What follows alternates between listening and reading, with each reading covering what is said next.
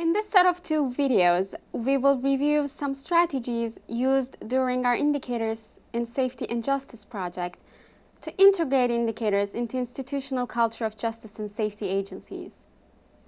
We will examine 3 types of institutions with varying management structures and levels of coordination in 3 country contexts: the police in Bangladesh, the prosecution in Nigeria, and the courts in Ethiopia. Indicators that are not harnessed to decision-making structures lead a short life. By contrast, when an indicator is embedded in existing managerial structures and becomes part of the institutional culture, it can be adapted over time and be more sustainable. This can also strengthen the potential of the indicator to drive change in the institution.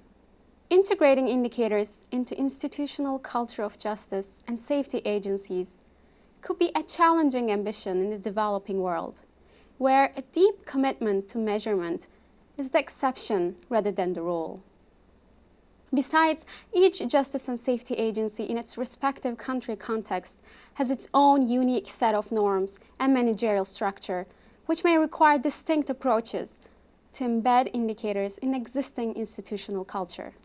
So, what are some strategies that can help justice and safety officials in this complex endeavor?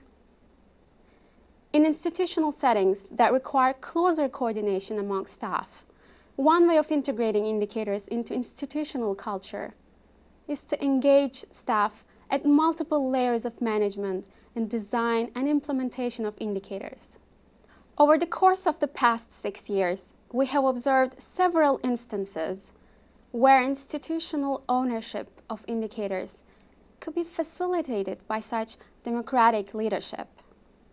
For example, in the Bangladesh National Police, after initial piloting of indicators to improve the speed and quality of criminal investigations, the Deputy Inspector General of the Criminal Investigation Division organized a workshop with mid-level managers in his organization.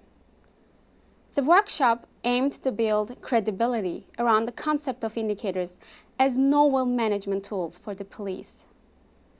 Additionally, the workshop provided an opportunity for leaders and mid-level managers in the Bangladesh police to assess the compatibility of indicators, to capture the gradual progress in the institution, and to instill confidence for change.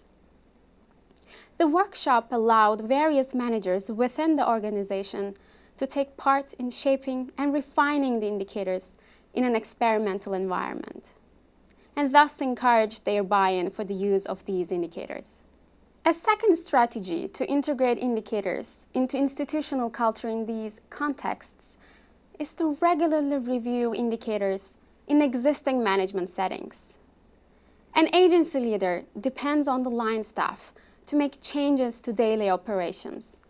In organizations where activities are relatively less coordinated, regular management meetings to review indicators can facilitate the exercise of authority by the principal in a discrete way. It can thus make the frontline staff more likely to agree on the goals and ambitions of the principal and work towards them. For example, the former Attorney General in Lagos, Nigeria, wanted to increase the pace of prosecution. He wanted especially to reduce the time elapsed between the receipt of a case by the Directorate of Public Prosecution from the police to the date the prosecutor issues legal advice about the charge. He developed a simple indicator to measure the time it took to issue legal advice that you can see in this chart. The indicator was simple. The real lesson was how it was used.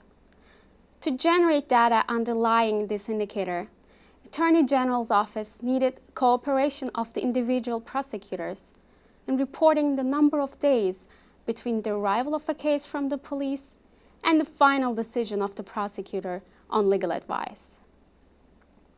The Attorney General convened a meeting with the prosecutors in the legal advisory unit to regularly review the indicators.